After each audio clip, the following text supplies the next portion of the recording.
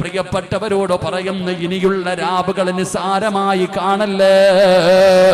റമളാനിന്റെ അവസാന രാവുകളാ, ലൈലത്തുൽ ഖദർ പ്രതീക്ഷിക്കേണ്ട രാവുകളാ.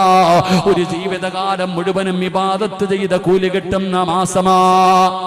ഒരു ജീവിതകാലം മുഴുവനും 83 വയസ്സുള്ള ഒരാൾ പോലും ഇവിടെയില്ല. അങ്ങനെ 83 വയസ്സ് ജീവിക്കുമെന്ന് എനിക്കും നിങ്ങൾക്കും ഉറപ്പില്ല. ആ ലൈലത്തുൽ ഖദർ എന്ന് പറയുന്ന ഒറ്റ ഒരു രാത്രി ലഭിച്ച ഒരായുഷ്കാലം മുഴുവനും ഇബാദത്ത് ചെയ്ത കൂലി കിട്ടുമെങ്കിൽ സഹോദരാ, അത് നീ നേടിയെടുക്കണ്ട്, അതിനു വേണ്ടി പരിശ്രമിക്കണ്ട്. അതുകൊണ്ട് എന്റെ പ്രിയപ്പെട്ടവരോട് പറയുന്നു, അല്ലാഹു റഹ്മത്തിന് 240 മണിക്കൂർ അല്ലാഹു നൽകി, 240 മണിക്കൂർ മഗ്ഫിറത്തിന് നൽകി. രണ്ടും കിട്ടിയോ ഇല്ലയോ എന്നറിയില്ല. എന്നാൽ അടുത്ത 240 മണിക്കൂർ അല്ലാഹു തന്നിരിക്കുന്നത് എന്തിനെന്നറിയോ? നരകത്തിൽ നിന്ന് രക്ഷപ്പെടാനാ. നരകത്തിൽ നിന്ന് രക്ഷപ്പെടാൻ 240 മണിക്കൂർ അല്ലാഹു തന്നിരിക്കുകയാ. ആ 240 മണിക്കൂറിൽ 1 മിനിറ്റ് മതി നിനക്ക് നരകത്തിൽ നിന്ന് കരകയറാൻ. അല്ലാഹുവേ, വഖൂദുഹന്നാസു വൽ ഹിജാറ,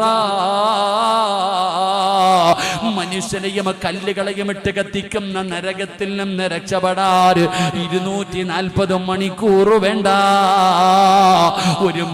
ഒരു മിനിറ്റ് മതി വാപ്പാ, ഒരു മിനിറ്റ് മതി ചെറുപ്പക്കാരാ.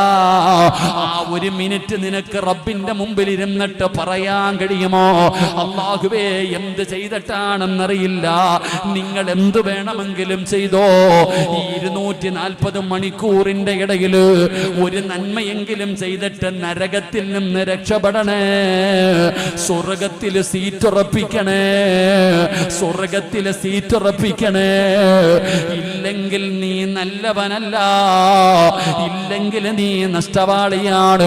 അതുകൊണ്ട് എന്റെ പ്രിയപ്പെട്ടവരോട് പറയുകയാ, ജീവിതത്തിൽ വന്ന പാപങ്ങൾ മുഴുവനും പടച്ച റബ്ബിന്റെ മുമ്പിൽ ഏറ്റുപറഞ്ഞ തൗബ ചെയ്ത് നന്നായിക്കോ. പാപം ചെയ്യാത്ത ആരുമില്ലടോ, തെറ്റു ചെയ്യാത്ത ഒരാളുമില്ല. കുല്ലു ബനി ആദമ ഖത്താഉൻ വഖൈറുൽ ഖത്താഈന അത്തവാബൂ. നമ്മളാരും മലക്കുകളല്ല, നമ്മളാരും പ്രവാചകന്മാരല്ല, നമ്മൾ പാപം ചെയ്യുന്നവരാ. ഞാനും ചെയ്തവനാണ്, നിങ്ങളും ചെയ്തവരാണ്. അതുകൊണ്ട് പാപം ചുമക്കല്ലേ. ചെയ്തു പോയ പാപങ്ങൾ പടച്ച റബ്ബിന്റെ മുമ്പിൽ ഏറ്റുപറഞ്ഞ തൗബ ചെയ്ത് നന്നാകുന്നവനാണ് ഏറ്റവും നല്ലവനെന്ന് നബി തങ്ങൾ പറയുമ്പോ ഒരു പേടിയും വേണ്ടടോ. അല്ലാഹുവിന്റെ റസൂലിന്റെ മുമ്പിൽ ഒരു സ്വഹാബി വന്നിട്ട് ചോദിക്കുന്നു, നബിയേ, യാ റസൂലല്ലാഹ്, ഞാനൊരു തെറ്റ് ചെയ്തു നബിയേ, ഞാൻ അല്ലാഹുവിന്റെ മുമ്പിൽ പശ്ചാത്തപിച്ചു, പിന്നെയും ഞാൻ തെറ്റ് ചെയ്തു, എന്ത് ചെയ്യണം നബിയേ? നബി തങ്ങൾ പറഞ്ഞു, രണ്ടാമതും തൗബ ചെയ്യണം. എന്നിട്ടും ഞാൻ ചെയ്തു നബിയേ. പിന്നെ എന്ത് ചെയ്തു? നബി തങ്ങൾ പറഞ്ഞു, മൂന്നാമതും തൗബ ചെയ്യണം. പിന്നെയും ഞാൻ ചെയ്തു നബിയേ. ഇനി ഞാൻ എന്ത് ചെയ്യണം? നബി തങ്ങൾ പറഞ്ഞു, പിന്നെയും തൗബ ചെയ്യണം. അല്ലാഹുവിന്റെ റസൂൽ ഈ ചെറുപ്പക്കാരെ ചോദിക്കുന്നതിനനുസരിച്ച് പിന്നെയും ചെയ്യണം, പിന്നെയും ചെയ്യണം, പിന്നെയും തൗബ ചെയ്യണം.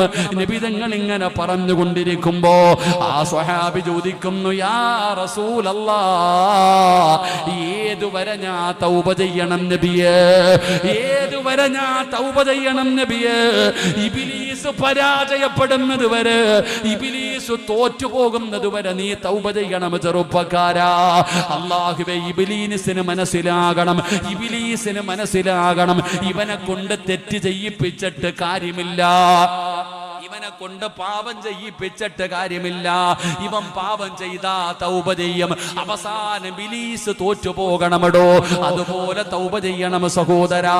അതുകൊണ്ട് പടച്ചവനെ, അല്ലാഹുവിന്റെ മുമ്പിൽ പശ്ചാത്തപിക്കാൻ ഇതുപോലെ നല്ല ഒരു മജ്‌ലിസ് കിട്ടുമ്പോ അവിടെ ഇരുന്ന് കൊണ്ട് പടച്ചവനോട് തൗബ ചെയ്തിട്ട് വേണം നമുക്ക് പിരിയാർ. അല്ലാഹുവേ, ഞങ്ങളുടെ തൗബയെ സ്വീകരിക്കണേ അല്ലാഹ്. തൗബ എന്ന് പറഞ്ഞാൽ എന്താണെന്ന് പോലും നമുക്കറിയില്ലടോ. 27-ാം രാവിന്റെ അന്ന് രാത്രിയിൽ കുളിച്ചൊരുങ്ങിയിട്ട് പോവുകയാണ്. എവിടെ പോവുകയാ? തൗബ ചെയ്യാൻ പോകുകയാ സഹോദര. അതിനല്ല തൗബ എന്ന് പറയുന്നത്. തൗബ എന്ന് പറഞ്ഞാൽ എങ്ങനെയാണ് ചെയ്യേണ്ടതെന്നറിയോ? അതിനൊരു മണിക്കൂർ നീണ്ടു നിൽക്കുന്ന ദുആയൊന്നും വേണ്ട. പടച്ചവനെ പറയേണ്ടതുപോലെ ഒരു വാക്ക് പറഞ്ഞാ മതി. അസ്തഗ്ഫിറുല്ലാഹല്ലദീ. ഒരസ്തഗ്ഫിറുല്ലാ പറഞ്ഞാ മതി. ഒരസ്തഗ്ഫിറുല്ലാ പറഞ്ഞാ മതി. അത് പറയേണ്ടതുപോലെ പറയണം. ചുമ്മാതെ പറഞ്ഞിട്ട് കാര്യമില്ല. എനിക്ക് നിങ്ങളോട് പറയാനുള്ളത്, അള്ളാഹുവിന്റെ മുമ്പിൽ നമ്മളൊക്കെ തെറ്റ് ചെയ്തവരാ. പാപം ചെയ്യാത്ത ആരുമില്ല. അള്ളാഹു നമ്മുടെ പാപം പുറത്തുവരുമാറാകട്ടെ. ചിലത് നാട്ടുകാരറിയുന്നു, ചിലത് വീട്ടുകാരറിയുന്നു, ചിലത് ആരും അറിഞ്ഞിട്ടില്ല. ഇത്രയേ ഉള്ളൂ. അതുകൊണ്ട് ജീവിതത്തിൽ പിഴവുകൾ സംഭവിച്ചു പോയിട്ടുണ്ട്. ആ പിഴവുകൾ മുഴുവനും അള്ളാഹുവിൻ്റെ മുമ്പിൽ പറഞ്ഞ് ദുആ ചെയ്തിട്ട് നമുക്ക് യാത്രയാകാം. അള്ളാഹു ഭാഗ്യം തരുമാറാകട്ടെ. അള്ളാഹു ഭാഗ്യം തരുമാറാകട്ടെ. ഒന്ന് തൗബ ചെയ്തൂടെ? ഒന്ന് തൗബ ചെയ്തൂടെ? നിങ്ങളെന്താ ഇൻഷാ അല്ലാഹ് പറയണേ? തൗബ ചെയ്തൂടെ? തൗബ എന്ന് പറഞ്ഞാൽ എന്താ? തൗബ എന്ന് പറഞ്ഞാൽ എന്താ? നമ്മുടെ തൗബ ഇങ്ങനെ പോയി 27-ാം രാവിൻ്റെ അന്ന് കുളിച്ചൊരുങ്ങി പോയിട്ട് എല്ലാം അങ്ങ് നേടാന്ന് പറഞ്ഞ് അടക്കാം. 27-ാം രാവിൻ്റെ അന്ന് ആ 80 വർഷം അല്ലെങ്കിൽ 83 വർഷക്കാലം ഇബാദത്ത് ചെയ്ത കൂലി വാങ്ങാൻ വേണ്ടി ഇങ്ങനെ കവറും ചാക്കുമായിട്ട് നടക്കാം നമ്മൾ, അല്ലേ? ഇവിടെ തൗബ എന്ന് പറഞ്ഞാൽ എന്താന്ന് പോലും എനിക്കും അറിയത്തില്ല, നിങ്ങൾക്കും അറിയത്തില്ല. സത്യം പറഞ്ഞാൽ നമ്മൾ ഓരോരുത്തർ ചെയ്ത തൗബകളുടെ ചരിത്രങ്ങൾ പഠിക്കുമ്പോൾ നമ്മളൊക്കെ എന്താ കാണിക്കണേന്ന് നമ്മൾ തൗബ ചെയ്യുന്ന കാണുമ്പോൾ ശൈത്താൻ ഇങ്ങനെയെന്ന് ചിരിക്കുക. സാധാരണ ഒരാൾ തൗബ ചെയ്യുമ്പോൾ ശൈത്താൻ കരയൂന്ന. പക്ഷെ നമ്മുടെ തൗബ കേൾക്കുമ്പോൾ ഇവൻ കാണിക്കണ കോമഡി കണ്ടിട്ട് ഇങ്ങനെ ചിരിക്കണ പോലെ ഇബ്ലീസിന് പോലും ചിരി വരികയാണ്. തൗബ എന്ന് പറഞ്ഞാൽ എന്തെന്നറിയോ? ഞാനൊരു ചെറുപ്പക്കാരൻ്റെ തൗബ പറഞ്ഞുതരാം. തൗബ പറഞ്ഞു തരാം. മഹാനായ ആദരവായ പ്രവാചകൻ നബി മുഹമ്മദ് മുസ്തഫ സല്ലല്ലാഹു അലൈഹി വസല്ലമ തങ്ങളുടെ ഖാദിമായി നടക്കുന്ന സഹാബിയാണ് സഅലബത്ത് ബിൻ അബ്ദുറഹ്മാൻ. ഒരിക്കൽ നബി തങ്ങൾ ഒരാവശ്യത്തിന് വേണ്ടി ഈ ചെറുപ്പക്കാരനെ പറഞ്ഞു വിട്ടു.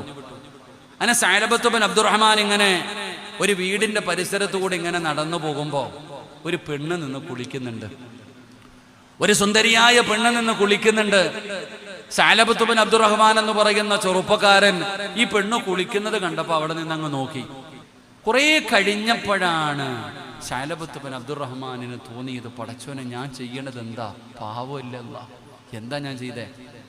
ഒരു പെണ്ണ് കുളിക്കുന്നത് ഞാൻ കണ്ടല്ലോ അല്ല, ഇത് വ്യഭിചാരമാണല്ലോ അല്ല. റഹ്മാനായ അല്ലാ, ഇനി ഈ കണ്ണുകൊണ്ട് ഞാൻ നബിതങ്ങളുടെ മുമ്പിൽ എങ്ങനെ പോകും? ഈ പെണ്ണിന്റെ ഔറത്ത് കണ്ട ഞാൻ ഈ കണ്ണുകൊണ്ട് ഞാൻ എങ്ങനെ നബിതങ്ങളെ നോക്കും? അള്ളാന്റെ റസൂലിന്റെ മുമ്പിൽ ഞാൻ എങ്ങനെ കടന്നു പോകും? ഞാൻ പാവിയ, ഞാൻ വ്യഭിചാരിയ. ഒരൊറ്റ ഓട്ടം സഅലബത്ത് ബിൻ അബ്ദുറഹ്മാൻ. പിന്നെ ആരും കണ്ടിട്ടില്ല. സഅലബത്ത് ബിൻ അബ്ദുറഹ്മാൻ എന്ന് പറയുന്ന ചെറുപ്പക്കാരൻ ഓടുകയാ. പടുത്തു കിടക്കുന്ന മലരാരണ്യത്തിലൂടെ, മലഞ്ചെരിവിലൂടെ ഈ ചെറുപ്പക്കാരൻ ഇങ്ങനെ തെറ്റ് ചെയ്തു പോയല്ലോ എന്ന് ഓർത്തിട്ട് ഇങ്ങനെ നിലവിളിച്ച് കരഞ്ഞുകൊണ്ട് നടക്കുകയാ. ഞാൻ നരകത്തില, ഞാൻ നരകത്തിന്റെ വിറകുകൊള്ളിയ. ഇങ്ങനെ കരഞ്ഞു ദുആ ചെയ്ത് ഭക്ഷണമില്ല, പാനീയമില്ല, ഇങ്ങനെ നടക്കാ. എന്റെ പ്രിയപ്പെട്ട സഹോദരങ്ങളെ, ആഴ്ചകൾ കഴിഞ്ഞു, 40 ദിവസം കഴിഞ്ഞു. ആ ചെറുപ്പക്കാരൻ ആരും കണ്ടിട്ടില്ല. സഅലബത്ത് ബിൻ അബ്ദുറഹ്മാൻ ഇങ്ങനെ കരഞ്ഞു ദുആ ചെയ്ത് ഇങ്ങനെ മലഞ്ചെരിവിലൂടെ നടക്കുകയാ. 40 ദിവസം കഴിഞ്ഞപ്പോ മഹാനായ ആദരവായ പ്രവാചകൻ നബി മുഹമ്മദ് മുസ്തഫ സല്ലല്ലാഹു അലൈഹി വസല്ലമ തങ്ങളുടെ മുമ്പിൽ ദാ വരുന്നു മുഖറബുൽ അംലാഖു മലക്കു ജിബ്രീൽ. ജിബ്രീൽ അലൈഹിസ്സലാം അല്ലാഹുവിന്റെ പ്രവാചകന്റെ മുമ്പിലേക്ക് കടന്നു വരികയാണ്. യാ റസൂലല്ലാഹ്, അതാം നരകത്തെ ഭയന്നുകൊണ്ട് കരഞ്ഞുകൊണ്ട് നടക്കുന്ന സഅലബത്ത് ബിൻ അബ്ദുറഹ്മാൻ, ആ ചെറുപ്പക്കാരന്റെ തൗബ അല്ലാഹു സ്വീകരിച്ചെന്ന് പറയണേ നബിയേ. ആരാവെന്ന് പറയുന്നത് ജിബ്രീലാണ്. ജിബ്രീൽ എന്ന് പറയുന്ന മലക്കിനോട് അല്ലാഹു സുബ്ഹാനഹു വ തആല പറഞ്ഞു വിടുകയാണ്, ആ ചെറുപ്പക്കാരന്റെ തൗബ അല്ലാഹു സ്വീകരിച്ചെന്ന് പറയാറ്. അപ്പൊ എത്രത്തോളം കരഞ്ഞിട്ടുണ്ടാകുമടോ? 40 ദിവസം മലഞ്ചെരിവിലൂടെ കരഞ്ഞ് നടക്കുകയാണ്. പടുത്തു കിടക്കുന്ന മണ്ണുവാരി ശരീരത്തിലിട്ട് നിലവിളിക്കുകയാണ്. അല്ലാഹുവിന്റെ പ്രവാചകൻ അവിടെ നിന്ന് സുബഹിക്ക് പള്ളിയിൽ വന്നു. നിസ്കാരം കഴിഞ്ഞു. നബി തങ്ങൾ ചോദിക്കുന്നു സ്വഹാബാ